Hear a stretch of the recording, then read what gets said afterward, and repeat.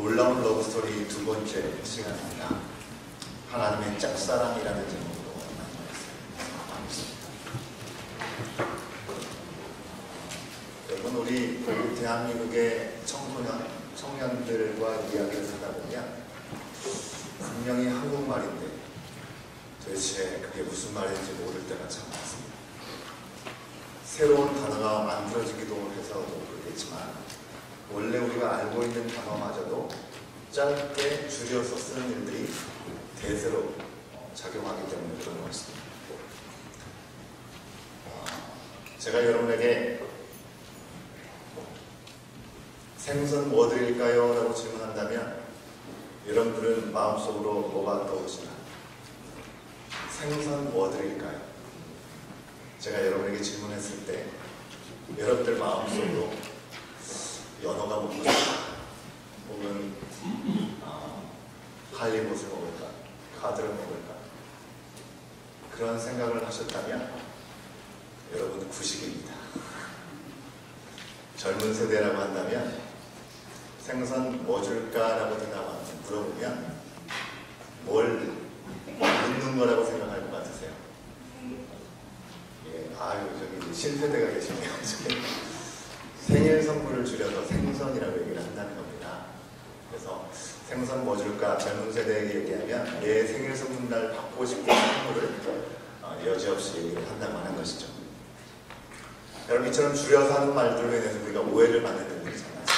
근데 이 줄여서 표현하는 단어가 요즘에만 있었던 이야기는 아니죠. 아주 오래전부터 우리가 사용했던 그런 말들도 사실 있습니다. 이 줄임말의 원조에 가까운 말 가운데 이런 말이 있습니다. 여러분, 모쏠이라는 말 들어봤습니까? 모쏠. 막 쓰시는 분들도 계시네요. 모태솔로를 모쏠이라고 얘기를 한다는 거죠. 모쏠. 모쏠과 비슷한, 모태솔로와 비슷한 맥락의 단어를 우리가 생각해 본다면 우리 가운데 너무나 익숙한 모태신앙을 생각해 볼 수 있을 것 같습니다. 모태신앙이라는 말과 같은 어감과 같은 뜻을 가지고 있는 것이 바로 모태솔로라고 얘기할 수 있을 것 같은데요. 여러분, 모태솔로 여러분들이 이미 익히 아시고 계시는 것처럼 엄마 뱃속으로부터 이 세상에 나와서 지내는 동안에 한 번도 연애를 해보지 않은 사람을 모태솔로다 이렇게 생각하고 이렇게 표현을 하는 것이죠. 여러분, 우리의 신앙의 관점으로 봤을 때 하나님께서 나에게는 독신의 은사를 주셨다. 일베베를 드리는데 우리 교사님의 그 점검하는 거 있지 않습니까? 성향에 대표할 때 나온 결과가 독신의 은사를 주셨다 이렇게 나왔다고 이렇게 고백하는 친구도 있더라고요. 물론 하나님께서 독신의 은사를 주셔서 홀로 살아가는 시간 가운데 하나님의 일을 맡겨주는 사람도 있겠지만 대부분은 하나님의 계획이나 어떤 자신의 의도와 별개로 모쏠로 살아가는 사람들이 적지 않은 것 같습니다. 그런 경우라면 참으로 안타까운 일이 아닐 수 없는 것이죠. 여러분, 그렇다면 자기의 의도와 상관없이 나의 매력을 아직까지 발견하지 못해서 모태솔로로 살고 있는 사람들, 이 사람들에게 이런 사람들이 가장 잘하는 것이 무엇일까요? 혼자 재밌게 노는 방법을 터득하는 것이겠죠. 그런데 사람과의 관계에 있어서는 모태솔로인 사람들이 잘하는 것이 짝사랑이라고 합니다. 짝사랑. 여러분, 짝사랑 많이들 해보셨습니까? 짝사랑의 유익이 무엇입니까? 짝사랑은 내가 좋아하고 싶은 사람 마음껏 좋아할 수 있다는 것이고, 그리고 내가 그 사람에게 표현하지 못하거나 안 하는 것 때문에 어떤 상처를 받는, 거부감에 대한 상처를 받는다든지 갈등의 요소가 없다는 것이 어떻게 보면 짝사랑을 하는 사람이 갖는 장점일 수 있죠. 하지만 거기에는 아픔이 있습니다. 내가 일방적으로 살아가는 마음, 상대방이 알지 못하기 때문에 그 사랑의 감정이 서로 교류되지 못하기 때문에 때로는 외롭고 마음이 쓰리는 시간들을 가질 수밖에 없다고 하는 것이죠. 그래서 짝사랑하는 것을 자랑스럽게 여기는 사람은 아마 아무도 없을 것 같습니다. 그런데 이 짝사랑에 있어서 둘째가라면 서러우신 분이 있다는 것입니다. 여러분, 옆에 분들을 보지 마시고요. 내가 짝사랑에 일가견이 있는데 생각하시는 분들이 계실지 모르겠습니다.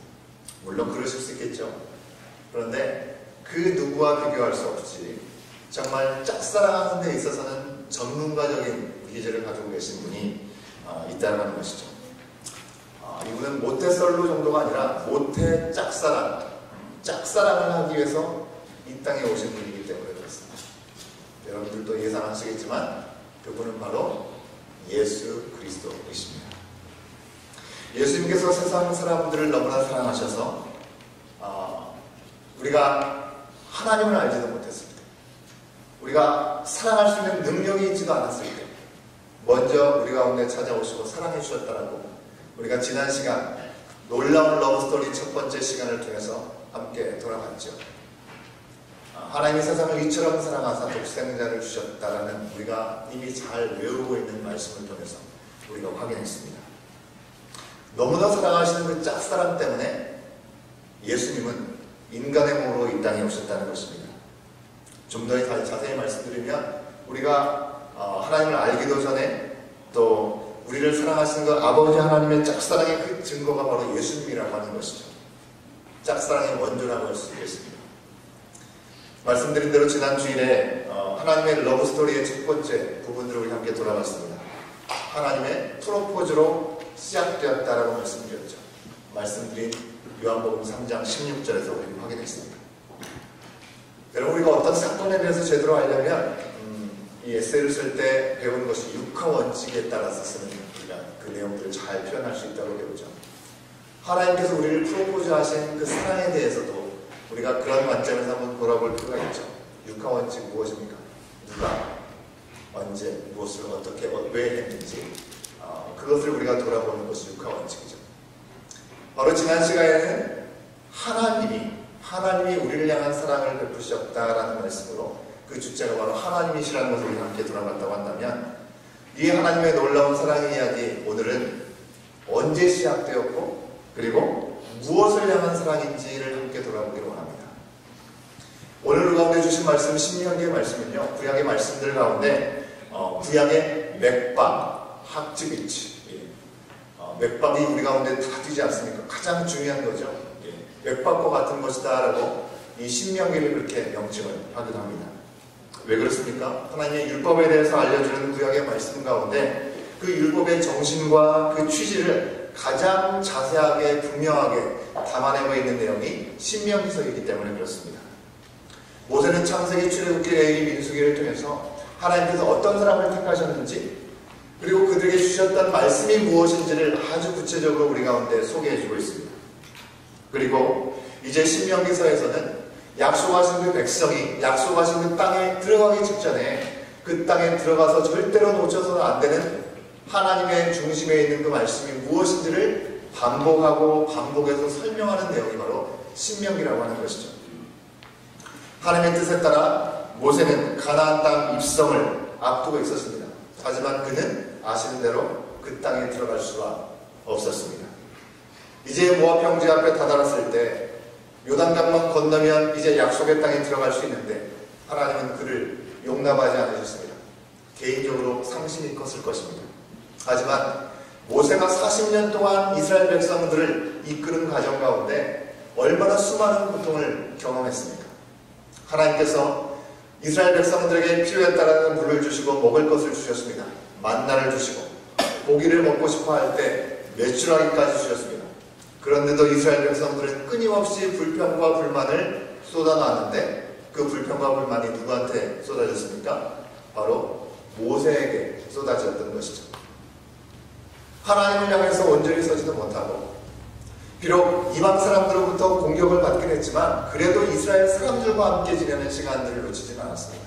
그런데 틈만 나면 우상을 향해 나가고 이방 사람들의 모습들을 취하는 것들이 이스라엘 백성들에게 나타난 모습이었기 때문에 이제 이방 사람들이 거주했던 가나안 땅에 들어가게 되면 그 땅의 이방 사람들과 함께 머물면서 물들을 것을 염려하면서 이 모세가 얼마나 상심이 컸을 것을 우리는 어렵지 않게 상상해 볼 수 있죠.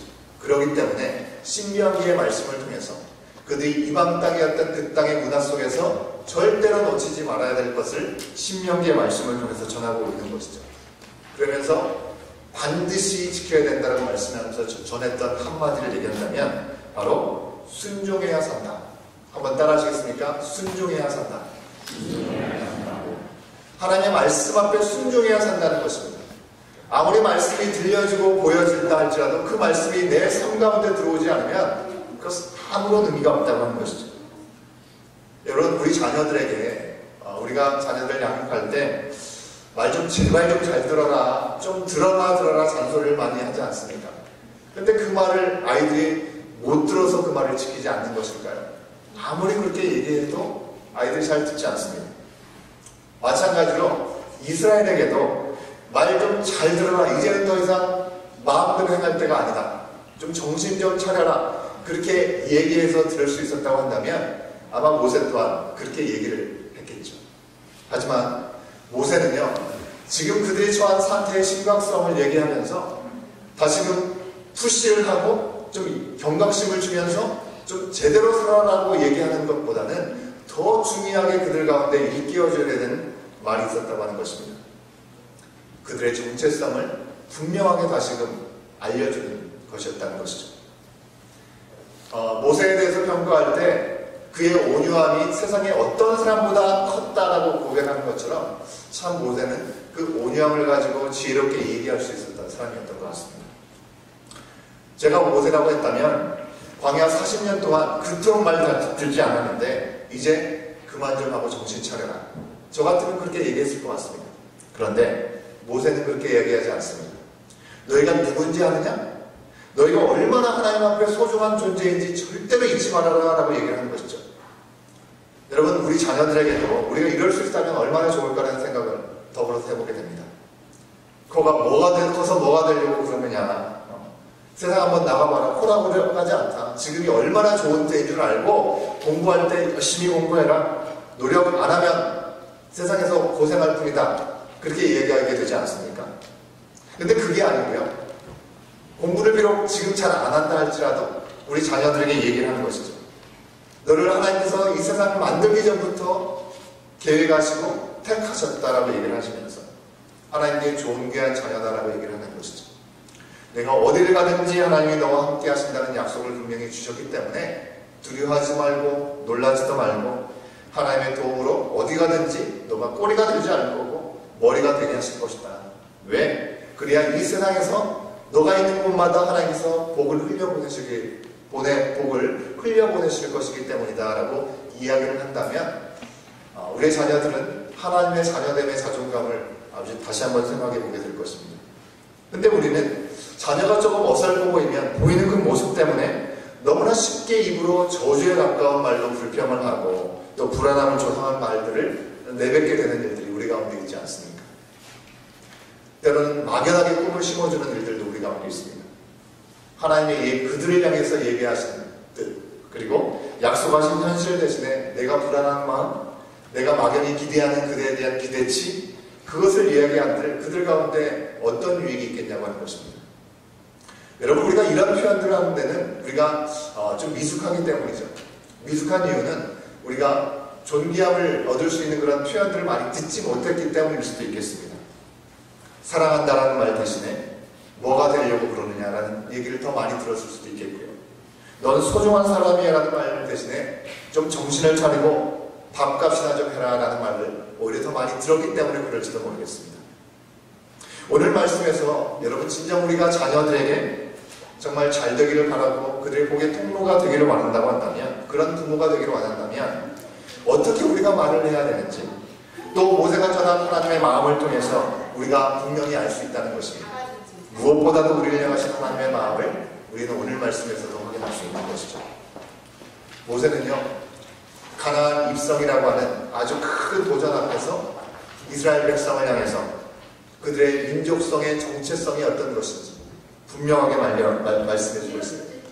그들의 정체성이 무엇이라고 얘기합니까?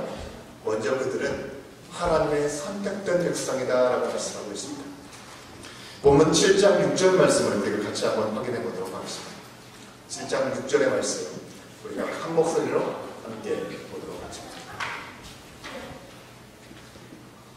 같이 읽습니다. 시작.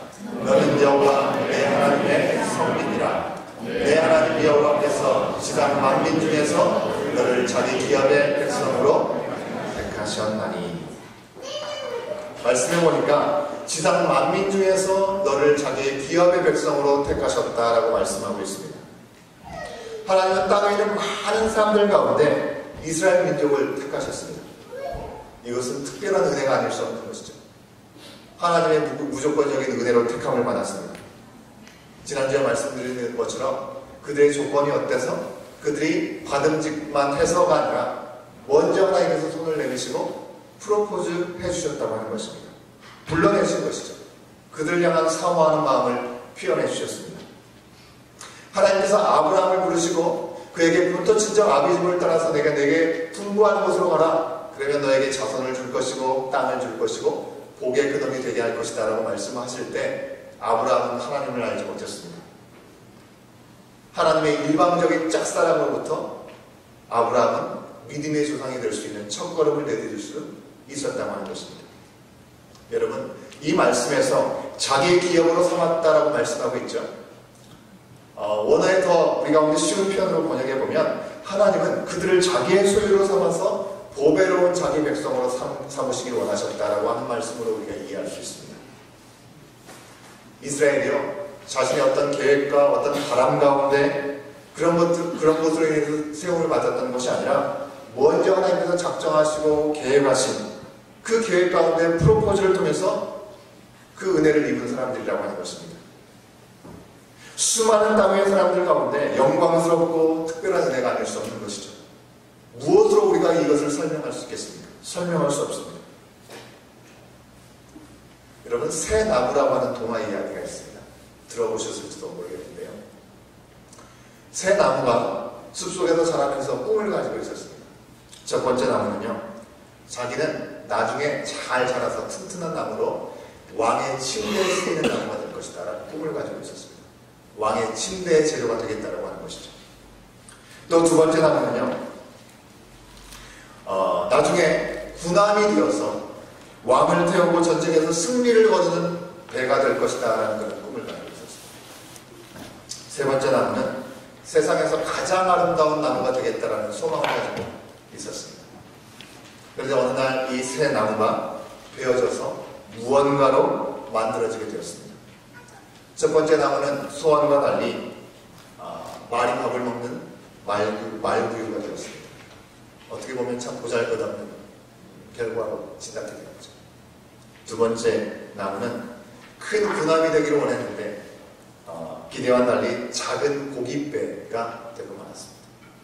세 번째 나무는 가장 아름다운 나무가 되고 싶었는데 그만 사형의 틀 가운데 가장 극악무도하다고 하는 십자가로 지어졌다고 하는 것입니다. 새 나무는 본인들의 기대와 너무나 다른 모습들로 변해 있었기 때문에 다 낙심하고 그리고 실망할 수밖에 없었습니다. 그 이후에 첫 번째 나무는 어떻게 쓰임받았을까요? 이 땅의 구원자로 오신 예수님을 맞이하는 예수님을 품는 말구유가 되었습니다. 두 번째 나무는 베드로를 부르시고 권세 있는 새 교훈으로 말씀하신 예수님께서 사시는 작은 고깃배가 되었고요. 풍랑 가운데 무리를 걸으시고 제자들 향해 나가셔서 몸을 실으셨던 작은 고깃배가 되었다는 것입니다. 세 번째, 다들 예상하시죠? 세상적으로 보면 아름다운 나무의 모습은 아닐지 모르겠지만 우리 가운데 모든 이들의 생명을 구원하시기 위해서 십자가에 달리시는 그 십자가의 형틀로 하나님 예수님의 구원의 길을 위해서 사용되었다고 하는 것입니다. 새 나무는 모두 꿈이 자신들의 기대와 너무나 어긋났습니다. 하지만 그들의 기대와 너무나 다르게 기대 이상으로 너무나 귀하게 쓰임받았다고 하는 이야기입니다. 여러분, 이 새 나무 이야기처럼 어떻게 쓰임받을지도 모르는 이스라엘 사람들, 그리고 또한 오늘을 살아가는 우리들, 하나님께서 선택하여 세워주신 백성이 되었다는 사실입니다. 이스라엘 백성은 온 세상을 구원하시는 예수 그리스도를 예비하기 위해서, 또 우리는 다시 오실 예수님, 그 예수님을 위해서 하나님의 일방적인 선택으로 부르심을 받은 백성이 되었습니다. 그리스도의 보혈 안에서 하나님의 자녀가 되는 새로운 존재가 되는 정체성을 우리는 새롭게 가지게 되었다는 것입니다. 이 정체성으로 인해서 이제 이스라엘 백성들은요, 가나안 땅에 들어갈지라도 그 땅에서 하나님께서 지키시고 보호하시고 세우신 일들 앞에 조금 더 두려워할 것이 없고 흔들릴 이유도 없었습니다. 오늘을 살아가는 우리들은 어떻습니까? 가나안보다도 훨씬 더 죄악이 관영한 이 세상의 삶에 우리가 몸을 던져서 살아가고 있지 않습니까? 어찌 보면 바벨론의 그 시대보다도 훨씬 더 하나님을 무시하고 자신의 생각의 중심을 가지고 내가 옳은 대로 살아가는 것이 정답이라고 생각하며 살아가는 이 세상의 한복판에 살아가고 있을지라도 하나님은 분명히 우리 가운데 약속하신 것들을 당신의 온전한 계획 가운데 이뤄가고 계시다고 하는 것입니다. 왜요? 하나님의 손길 가운데 우리가 택함을 받고 그분의 손 안에 우리가 여전히 살아가고 있기 때문에 그렇습니다. 요한복음 15장 16절 말씀에서 하나님께서 우리를 택하신 이유를 분명히 말씀하고 있습니다. 무엇을 위해 우리를 먼저 택하신 것일까요? 요한복음 15장 16절 말씀을 우리가 같이 한번 확인해 보기로 원합니다. 함께 읽습니다. 시작. 너희가 나를 택한 것이 아니요 내가 너희를 택하여 세웠나니 이는 너희로 가서 열매를 맺게 하고 또 너희 열매가 항상 있게 하여 내 이름으로 아버지께 무엇을 구하든지 다 받게 하려 함이라. 그렇습니다.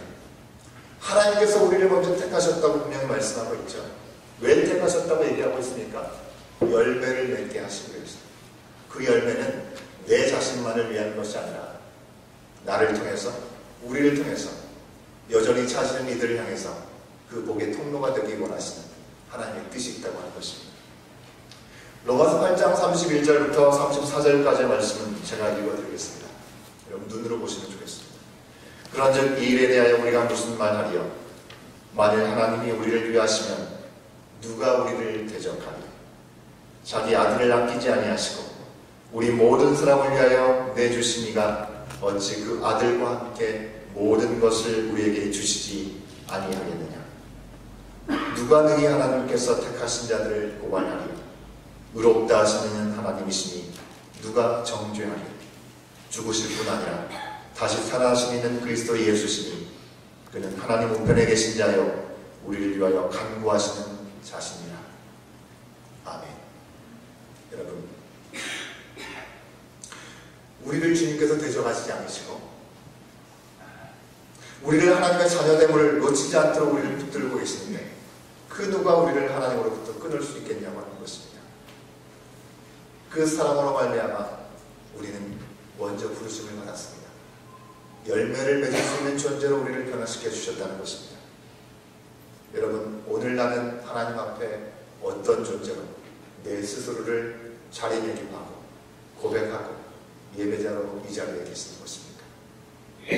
두 번째로 이스라엘 민족의 정체성은요, 하나님이 사랑하시는 자들이다라는 말씀하고 계십니다.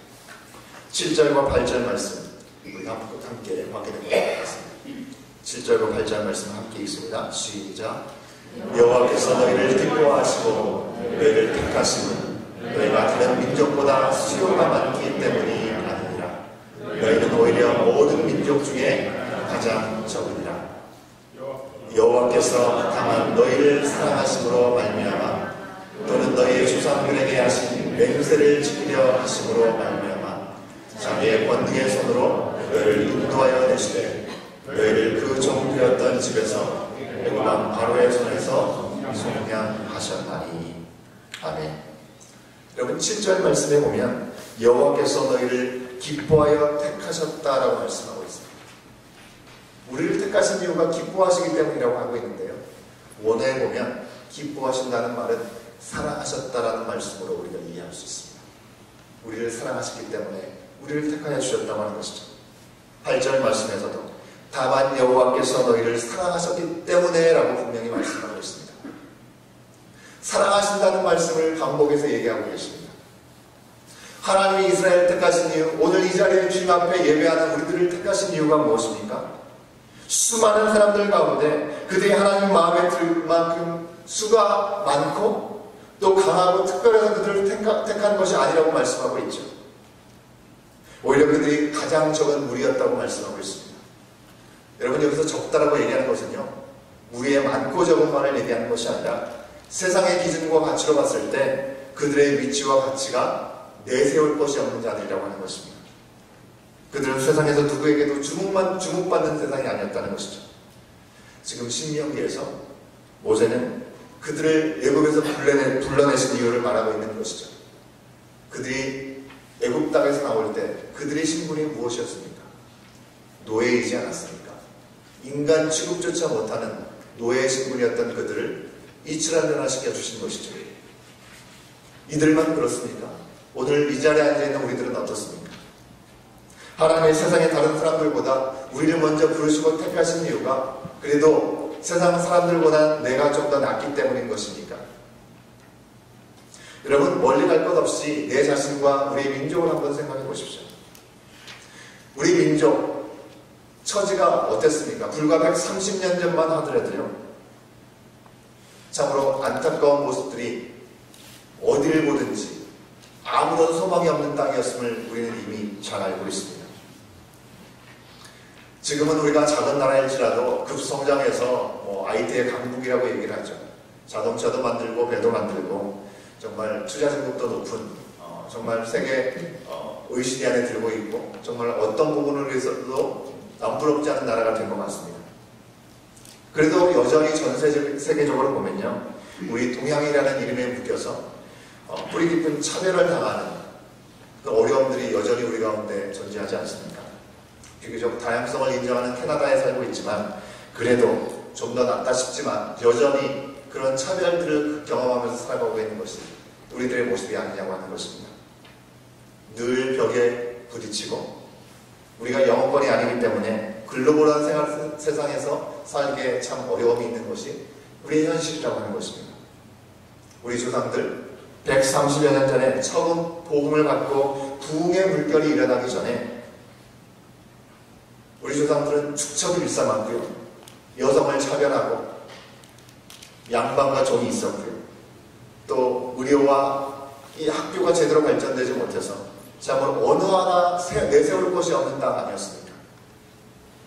애나 지금이나 적은 땅덩어리입니다. 그로 인해서 다른 지역 사람들보다 치열한 경쟁을 하면서 살 수밖에 없고, 그로 인해서 노력하지 않으면 살 수 없는, 오죽하면 헬조선이라는 말을 사용하기까지 하겠습니까?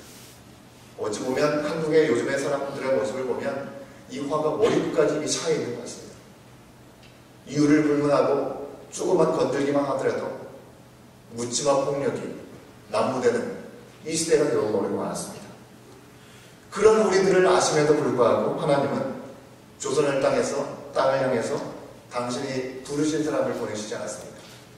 조선이지만 선교사를 통해서 chosen people, 선택받은 사람이라는 놀라운 은혜를 허락해 주셨고, 기도의 사람들로, 선교의 사람들로 우리 한민족을 사용하여 주셨습니다.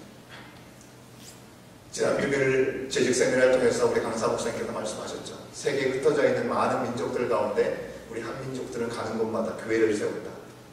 한인교회들이 전 세계 6,000개 정도 세워져 있다라는 말씀을 하셨습니다.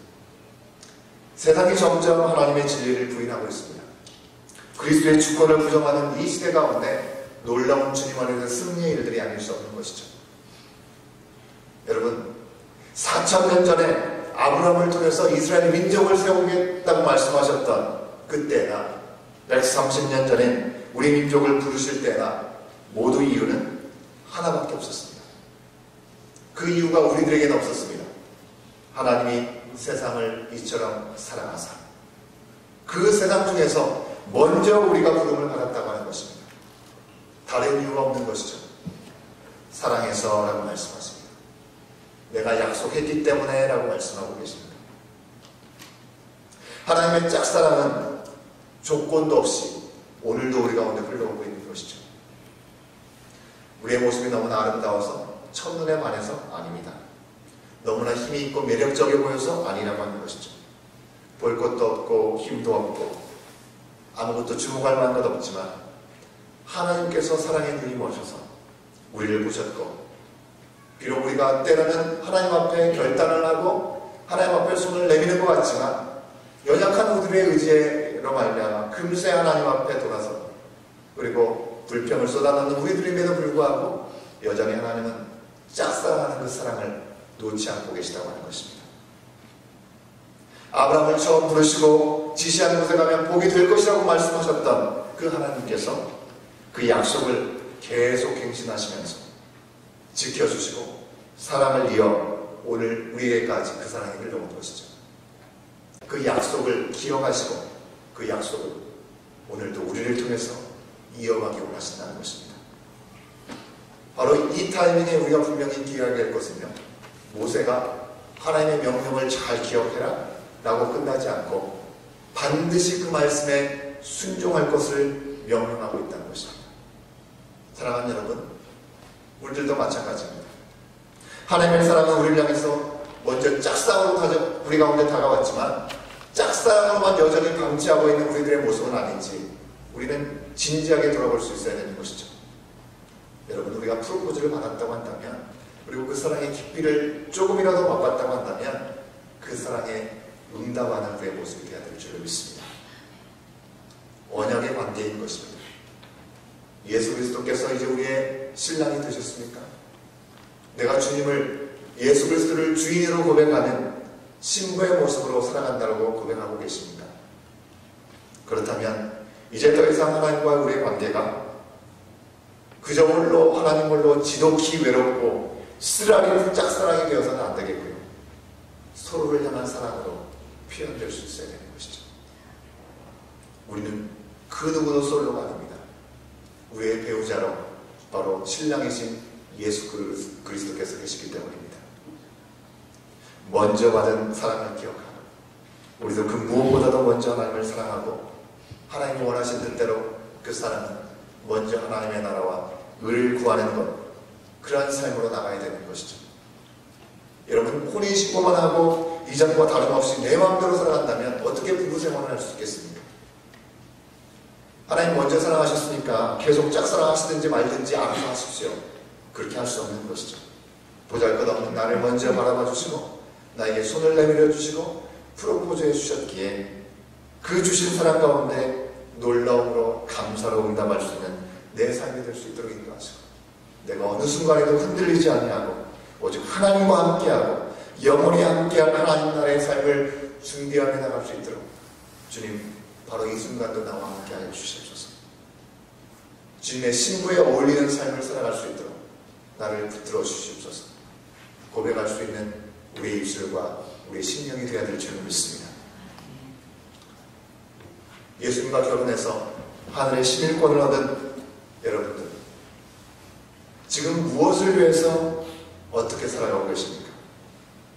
나를 먼저 사랑하신 하나님을 위해서 우리가 지금 먼저 해야 될 것은 과연 무엇인가? 이 질문을 우리가 주님 앞에 드리며 기도하고 또 한 주간을 주님 앞에 허락하신 삶을 살아갈 때 그 질문 앞에 응답하면서 여전히 하나님의 사랑이 짝사랑에 머물지 않고 함께 오가는 언약의 관계 안에서 온전한 사랑이 될 수 있는 우리의 삶이 될 수 있기를 주 이름으로 축원합니다. 함께 기도하시겠는데요.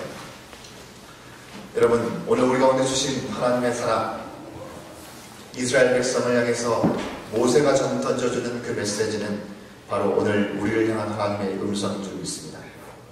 이 놀라운 러브스토리의 주인공답게 우리는 살아가야 되는 것이죠. 내가 잘 알지 못하던 사람들에게 기대치 못했던 사랑을 받았던 경험이 우리 가운데 있지 않습니까? 도대체 그런 사랑을 왜 우리는 받았던 것일까?